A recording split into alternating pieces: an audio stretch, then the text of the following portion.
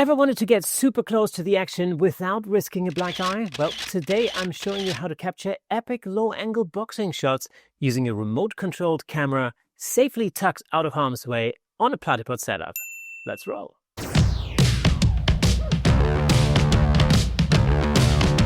Hi everybody, I'm Custom Nuts and you're watching Platypod TV, brought to you by Platypod, where innovation never sleeps.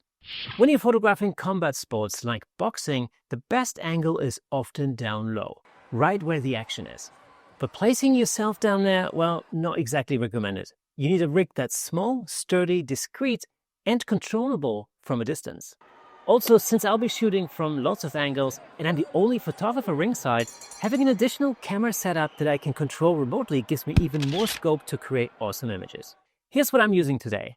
A camera with a 14 to 24mm super wide angle lens, a wireless remote trigger, the Platypod Extreme for ultra low mounting, and the Platyball Traveller ball head for precise angle control.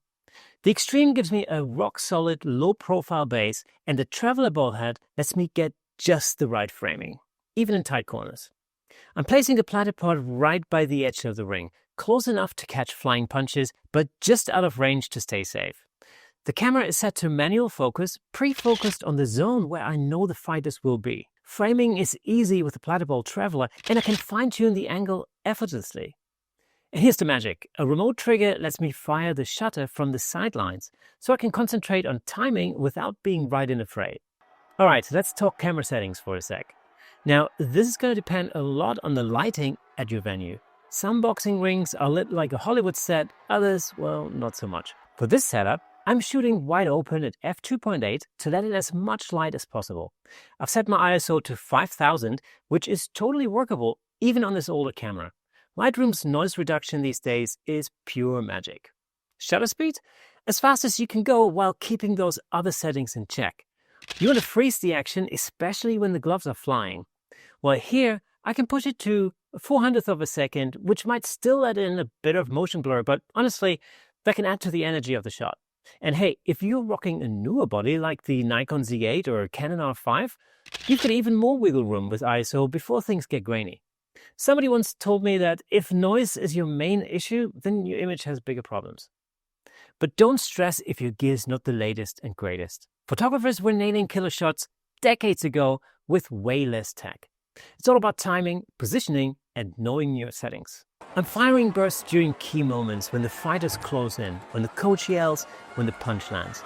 This is the kind of coverage that adds drama and energy to your story. Being able to shoot low while physically being low was a total game changer, especially when you've got to move fast or cover multiple angles. Check out the results. Dynamic, dramatic, and full of energy. You feel like you're right there in the ring. That's the power of smart placement. So there you have it, folks. A compact, low-angle camera setup you can trigger remotely for maximum impact. No need to dodge jabs, just frame it and fire. And let the Platypod do the heavy lifting. If you want to learn more about sports photography, check out my podcast, the Camera Shake Podcast, where I spoke exclusively to Jane Ruth and Richard Heathcote about their incredible images and sports photography. And if you haven't tuned into the Camera Shake Podcast yet, what are you doing? Find it on YouTube, Apple Podcasts, Spotify, and wherever awesome podcasts live. All the links are waiting for you in the description below. As always, take a snapshot of your setup or share your final shots on Instagram. If you've been experimenting with Platypod gear or try out the setups we've discussed today, I want to see your creations. Make sure you tag Platypod on Instagram and use the hashtag #PostMyPlatypod. And if you like this video, we have a button specifically for you right here. Join the community over on Facebook to see what other Platypod users are up to, and ring that bell so you don't miss our regular videos. That, my friends, is all for today. Keep creating, and I'll see you next time.